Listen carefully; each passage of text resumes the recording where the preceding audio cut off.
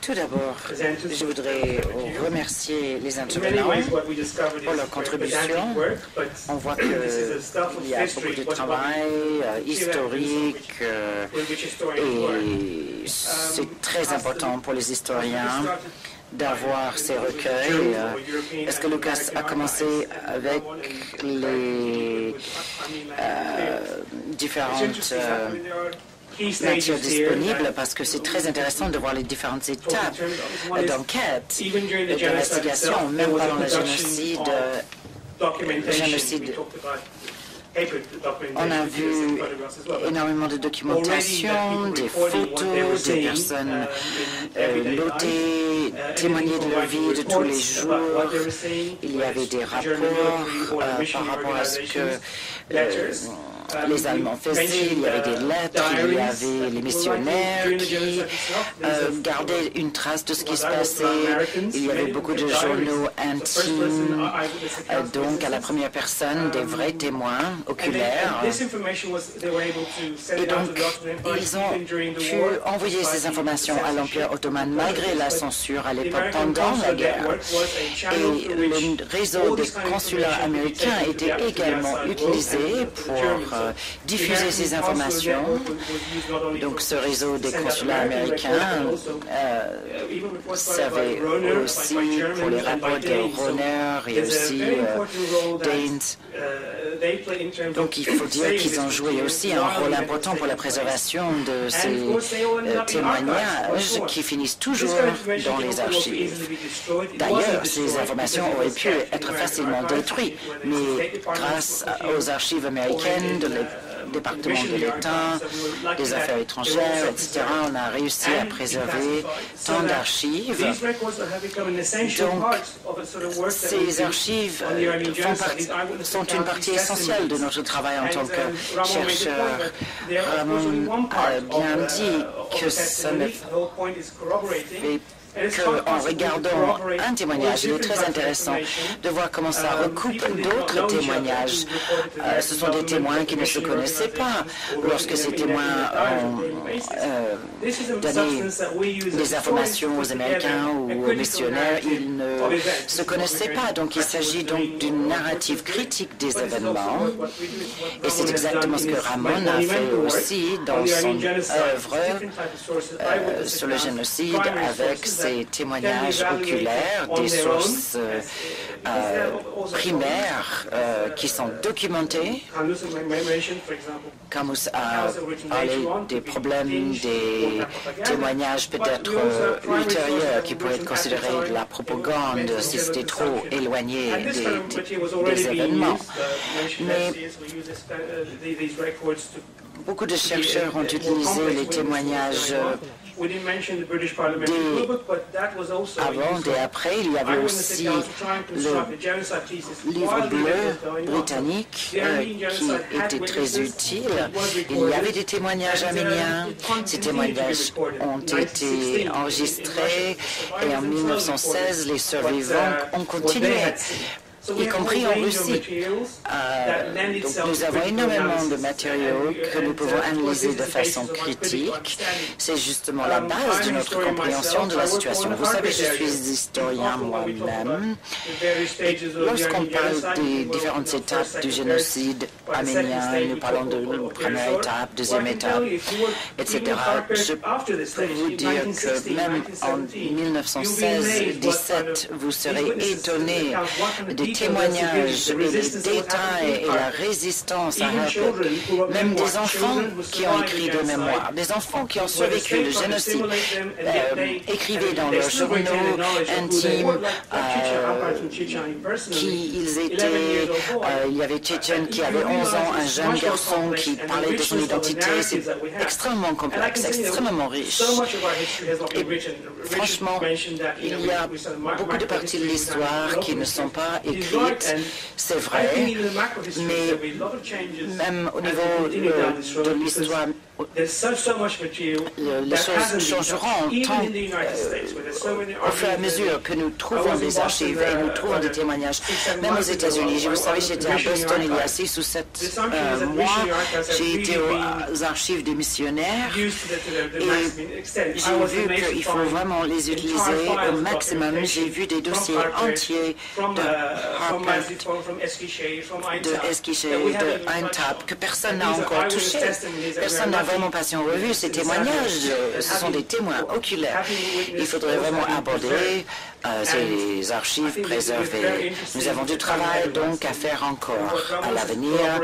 Et c'est ce que Ramon a dit justement est important, c'est la collaboration, parce que l'État c'est une chose, parce que les victimes font eux-mêmes c'est autre chose, mais il y a nous aussi en tant que chercheurs qui peuvent, même si c'est très triste, étudier et communiquer tout cela, articuler autrement dit ces témoignages. Donc c'est vraiment un moment passionnant, triste aussi, je dois le dire, mais nous ne sommes pas impuissants. Et lorsqu'on parle de la négation, lorsqu'on a en face tant de matériaux, tant de témoignages, ça ne peut plus continuer, ne peut plus tenir, notamment avec la déclassification des archives allemandes, etc., la production des archives demandées. En Turquie, tout n'est pas public, mais les archives maintenant rendues publiques soutiennent bien notre thèse concernant le génocide arménien. Merci. Je peux ajouter peut-être une chose qui peut vous intéresser. Les archives allemandes sont très importantes parce qu'ils étaient tous chiffrés. Donc les Turcs ne pouvaient pas savoir ce que les Allemands ont rapporté. Et évidemment, les diplomates y rapportaient immédiatement. C'est-à-dire le gouvernement allemand était au courant immédiatement après les événements. C'était différent avec les Américains. Parfois, les Américains, il fallait attendre des semaines pour que des rapports arrivent à Constantinople.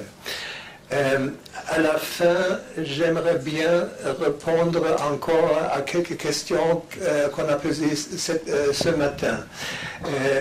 Vous avez entendu le rapport de M. Aksalar. Oui. Donc, il parlait de l'alliance turco-allemande. Et cette alliance, j'en ai sorti une centaine de documents là-dessus, s'est déroulée très différemment. Ce n'étaient pas les Allemands qui étaient intéressés au début à cette alliance. Wangenheim, l'ambassadeur allemand, par exemple, il ne voulait pas avoir une alliance formelle. Il disait c'est trop dangereux pour nous. Il se peut que les Turcs demandent des choses qu'on ne peut pas apporter. C'était les Turcs qui ont proposé des choses inouïes. Ils ont proposé, c'était Said Halim, donc le grand vizier, il était au courant, qui a commencé à proposer qu'un quart de l'armée turque soit soumise directement aux Allemands. Les Allemands n'étaient pas contents, ils voulaient que toute l'armée turque soit soumise à la direction directe des Allemands. Et finalement, Enver, il était allé très très loin. Et il disait, oui, on va faire quelque chose comme ça. Et au moment du traité, Wangenheim, il parlait avec Liman von Sanders. Liman von Sanders, c'était le commandant de la mission militaire, pas le commandant, le chef de la mission militaire, et il faisait un contrat avec Enver. Et personne ne sait ce qui a été dit dans ces contrats, puisque ce n'était pas par écrit.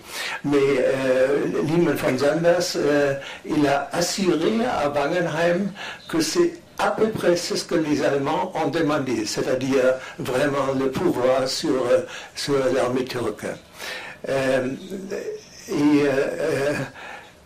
Oui, ça c'est l'essentiel.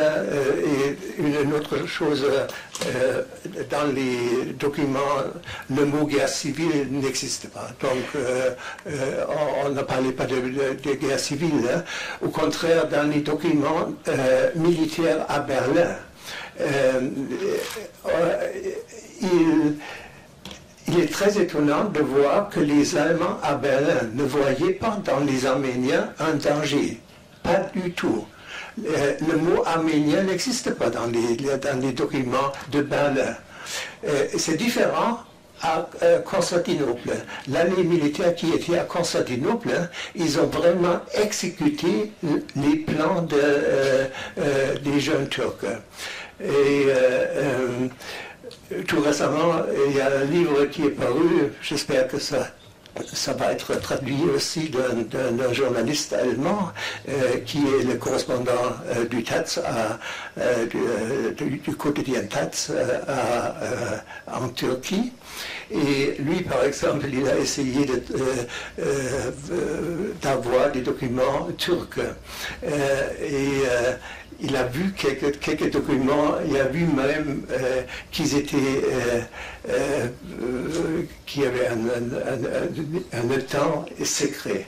Et il demandait, donnez-moi une copie de cela, mais on a refusé, on a dit qu'on ne peut pas le lire, et donc on ne va pas vous donner ces documents. Ces documents en Turquie sont très importants parce que les Allemands, ou les documents allemands militaires ont été brûlés à la fin de la Deuxième Guerre.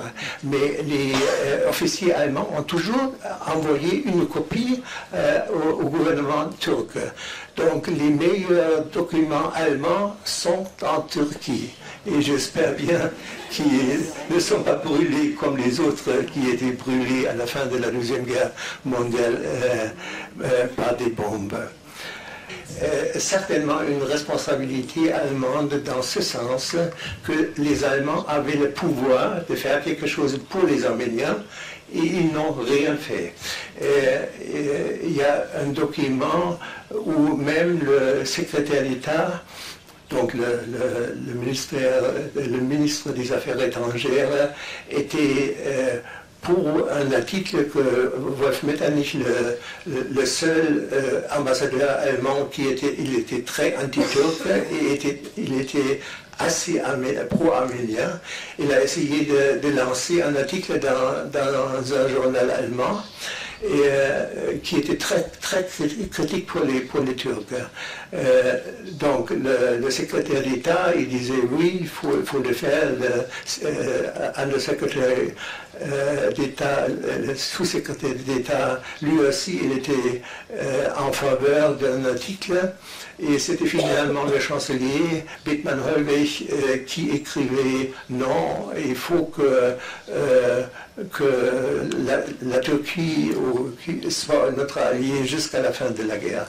Évidemment, les Allemands étaient toujours, pas toujours, mais longtemps persuadés qu'ils vont gagner la guerre, et c'est certainement correct que les Turcs ont espéré la même chose.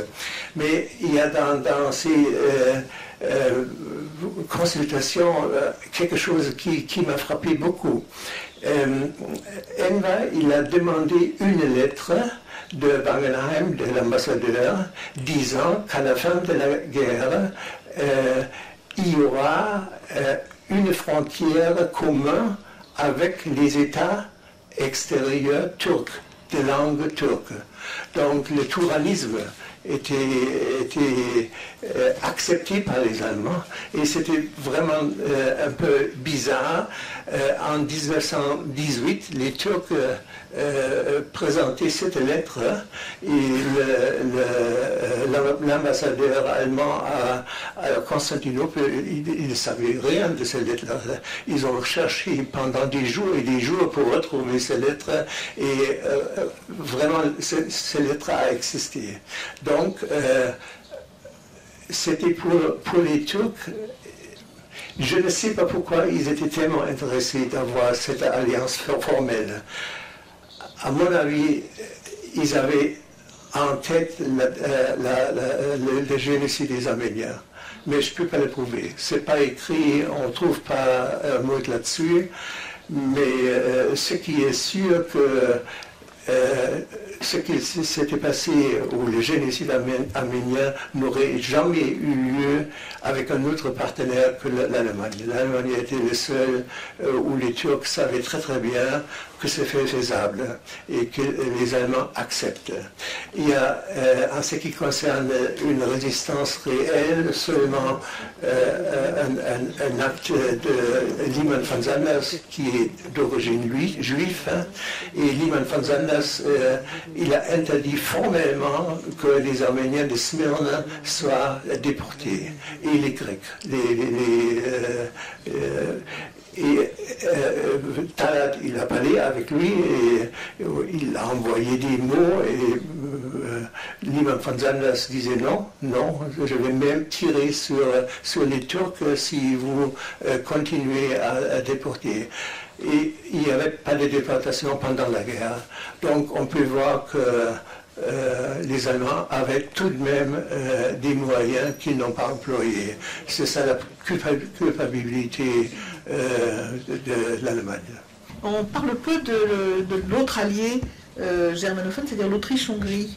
Et donc il y a eu une série de volumes publiés par un chercheur un peu freelance arménien de Vienne, Johann Janian, qui a publié 8 volumes. Et donc, quel est pour vous l'intérêt de ces archives-là? Oui, les Autrichiens étaient surtout intéressés aux Balkans. Ils avaient du succès au Balkans, mais ils n'étaient pas tellement intéressés à la Turquie ou à l'Empire ottoman. Je crois que c'est... Il y avait des attachés militaires? Oui, il y avait l'attaché Poniatowski, évidemment, ils avaient des relations diplomatiques avec la Turquie, mais Poniatowski, il était plutôt un observateur. Alors, ce qui est absolument clair, c'est donc que cette alliance a été voulue par Enver et Talat et Salit, qui était au courant, mais lui, il ne voulait pas la guerre, en tout cas pas le plus tard possible. Ce qui est clair, que l'Allemagne a beaucoup poussé à l'action militaire. Une fois l'alliance conclue, comme l'alliance demande à l'action militaire. Alors je dirais là, moi comme la question elle revient toujours, et j'ai un mot là-dessus, c'est la corresponsabilité qualifiée, comme je l'appelle.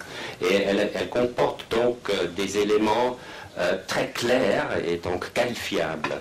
Et l'une, c'est donc cette poussée vers l'action qui a beaucoup contribué à la radicalisation. Pourquoi? Parce que toutes ces actions des premiers mois ont échoué. Alors la campagne du Caucase a échoué. Alors la campagne du Suez, aussi beaucoup poussée par les Allemands, a échoué. La campagne de l'Iran a échoué. Et tout ça, surtout pour ce qui concerne le Caucase et encore l'Iran, avec des bains de sang. Donc, il y a eu une radicalisation pour laquelle l'Allemagne a une co-responsabilité, c'est très clair. Et puis, souvent on pose la question quand aurait été le dernier moment où l'Allemagne aurait pu faire quelque chose, parce qu'elle aurait bien sûr pu faire quelque chose si elle avait vraiment voulu. Alors là, nous avons cette lettre, ce rapport du consul Rossler d'Alep, qui parle du Wali Celal, qui a approché Rossler en disant que maintenant, et c'était mi-avril, c'est maintenant que l'Allemagne, la diplomatie allemande doit agir, parce qu'il y a des choses très mauvaises qui se préparent avec les Arméniens. Ce sera très mauvais pour les Arméniens, ce sera très mauvais pour l'avenir de la Turquie ottomane. Alors, pour ce personnage, lui-même qui était un unioniste, un jeune Turc, il voyait qu'il y avait la possibilité, je dirais qu'on peut le dire aussi dans une histoire hypothétique, si l'Allemagne avait eu la volonté. Le grand problème, c'est, et là il y a la co-responsabilité très claire, c'est l'incapacité totale de l'Allemagne de mettre des limites, c'est-à-dire le déficit total de principes élémentaires vis-à-vis de l'allié. C'est quelque chose qui s'est très gravement vengé. Je dirais que la culture politique allemande a vraiment montré une descente à l'enfer en 1915, dont elle s'est relevée seulement après 1945, et bien sûr avec l'aide internationale. Et le grand problème, c'est l'absence totale de ces limites, mais une obsession totale encore, par une guerre totale pour le Endsieg, pour cette fin. Wangenheim ne voulait pas de l'alliance.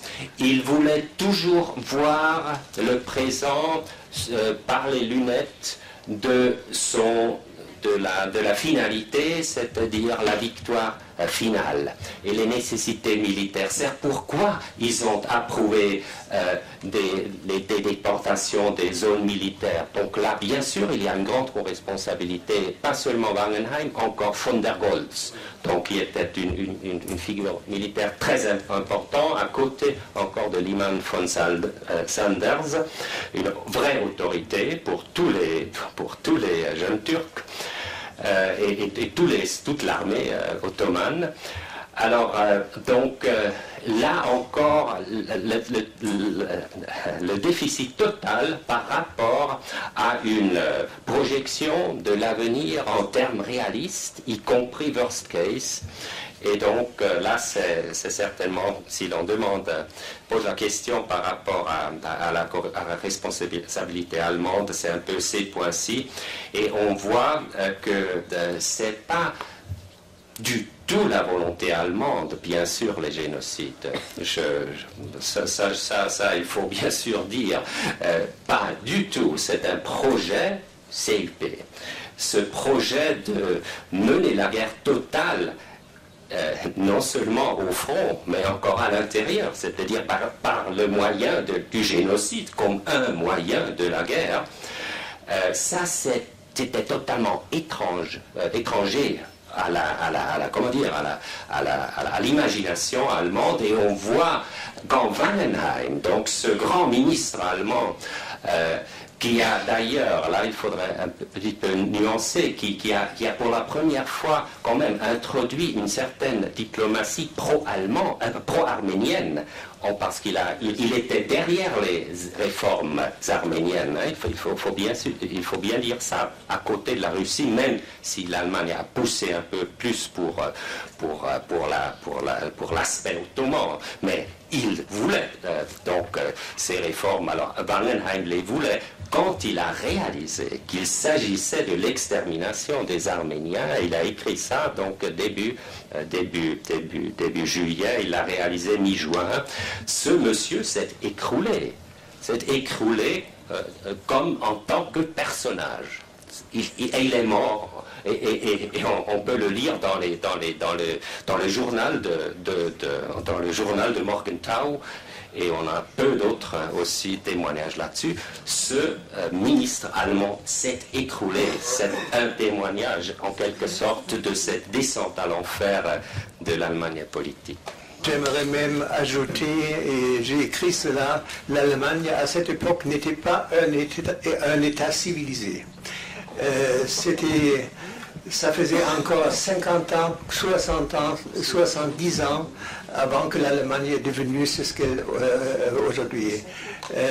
Le premier grand livre sur cette question-là est paru vers 2000 et avec le titre « Le long chemin allemand vers l'ouest ». Et là, c'est... Enfin, on pourrait en parler des heures et des jours, mais c'est ça le grand problème. Merci beaucoup, et j'espère bien...